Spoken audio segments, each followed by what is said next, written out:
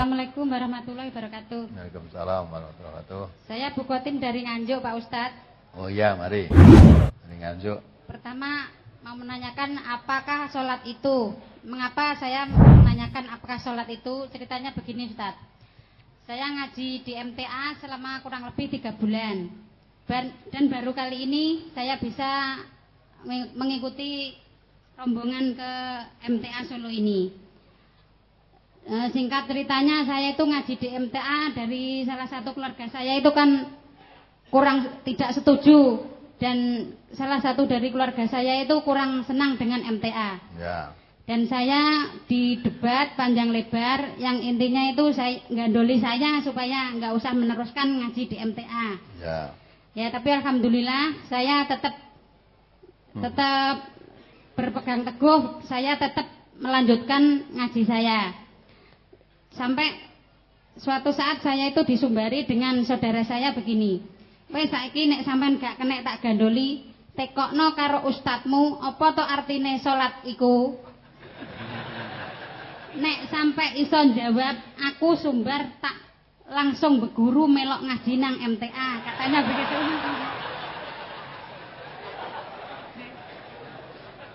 Ya. Terus yang pertanyaan saya kedua, kalau kita memberi zakat itu apa kita harus mengucapkan iki lo zakatku, apa sementara kita cuman sekedar ngasih duit gitu aja, Ustaz?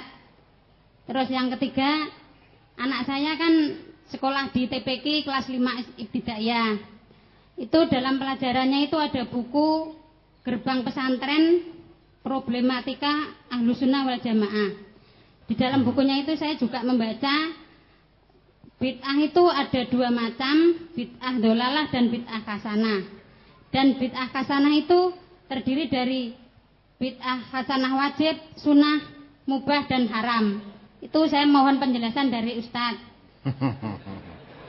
Yang terakhir menyampaikan salam kakak saya dari Gresik, anggota MTA dari Gresik. Tolong ini kok mati ini anunya nih. Tidak ada layarnya. Terus? Yang terakhir itu menyampaikan salam kakak saya dari Gresik itu, Ustaz, dari. Oh ya, Waalaikumsalam. Sama teman saya yang di Nganjuk nggak bisa datang ke sini, ya, Bu Retno. Assalamualaikum warahmatullahi wabarakatuh. Assalamualaikum warahmatullahi wabarakatuh. Ini titipan ya. Kalau bisa jawab harus guru, harus ngaji di MTA. Kowe ngaji ya karepmu, orang ngaji ya karepmu. Butuh apa saya dengan kamu? Saya tidak bisa jawab beneran ngaji. Ya, lo ustadzmu bodoh toh. Tekoni salat itu apa wae ra iso. Mula ora ngaji. Kowe ngaji ya nggo apa ora nek gunane ya. Kalau orang Islam mesti tahu, pertanyaan apakah salat itu ya? Salat itu jawabnya piye? As-shalatu imaduddin gitu loh. Salat itu tiangnya agama. Faman aqamaha faqad aqamaddin wa man tarakaha faqad tarakaddin. Siapa mendekatkan salat berarti dia mendekatkan agamanya. Siapa tidak salat berarti dia meninggalkan agamanya. As-shalatu miftahul jannah, salat itu dari kuncinya surga. Nah, apalagi yang ditanyakan? Salat itu apa? Ya. Salat itu aqimus shalah li dzikri, kita mendirikan salat untuk ingat pada Allah. Ala bi dzikrillah tatmainul qulub. Kalau kamu banyak ingat kepada Allah, hatimu tentram. Salat itu apa? Inna sholata tanha anil fasya wal mungkar. Salat itu mencegah dari perbuatan keji dan mungkar. Gitu kan? Banyak kalau kamu tanya salat itu apa? Banyak jawabannya. Salat arti bahasa bisa berarti doa, gitu loh. Salat itu besar. Tapi salat yang jelas untuk agama itu di samping itu, salat itu adalah salah satu rukun Islam. Maka orang Islam yang mengakui orang Islam tidak sholat berarti dia tidak menjalankan rukun Islam itu. Ya. Maka kalau ditanyakan sholat itu apa, maksudnya apanya? Dari jawaban sekian tadi mana yang kamu maksud? Ya. Kalau praktek pelaksanaannya sholat itu pekerjaan yang diawali dengan takbiratul ihram diakhiri dengan salam. Itu pekerjaan sholatnya seperti itu. Nah, tuh. Dah, kamu merasa terjawab apa tidak?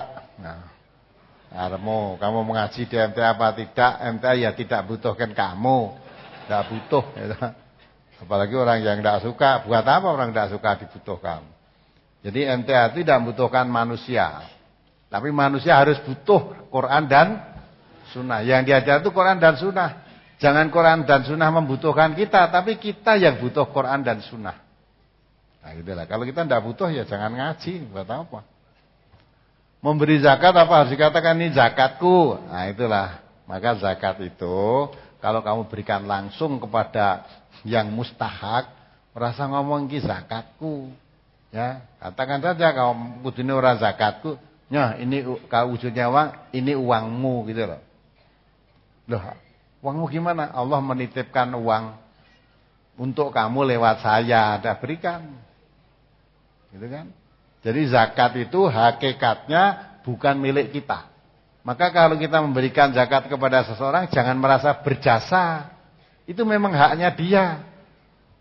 Ya, bukan pemberian saya, bukan, itu memang hakmu. Kalau tidak saya berikan berarti saya merampas yang menjadi hak orang lain.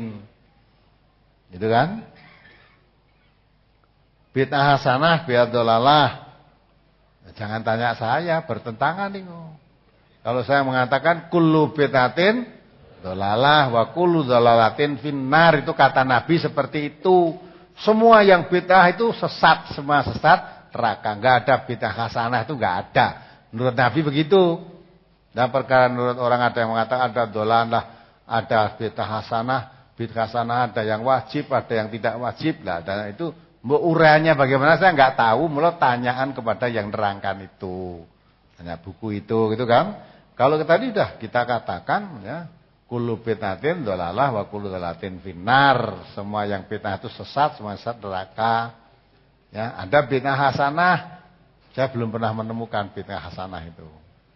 Memang ada bid'ah hasanah dalam Islam itu satu saja yang saya ketahui, mungkin karena saya bodohnya tidak tahu.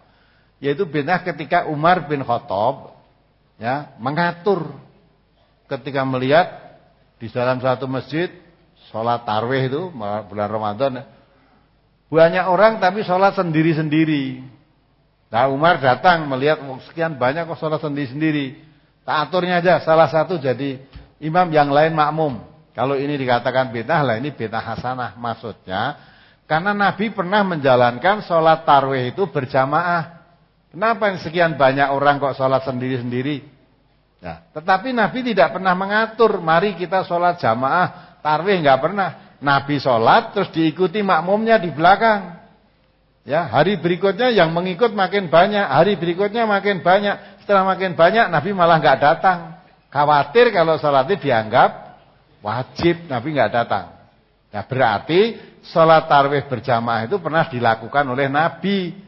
Lah ini Umar melihat orang di masjid banyak sekian kok sholat sendiri-sendiri, mengapa tidak jamaah? Terus diatur. Nah kalau saya ngatur ini dianggap bid'ah, ini bid'ah hasanah. Bid'ah yang baik. Karena Nabi pernah menjalankan, kenapa kamu sholat sendiri-sendiri? Nah gitulah. Hanya itu saja. Orang bid'ah hasanah itu yang lain-lain, bid'ah hasanah, saya belum tahu.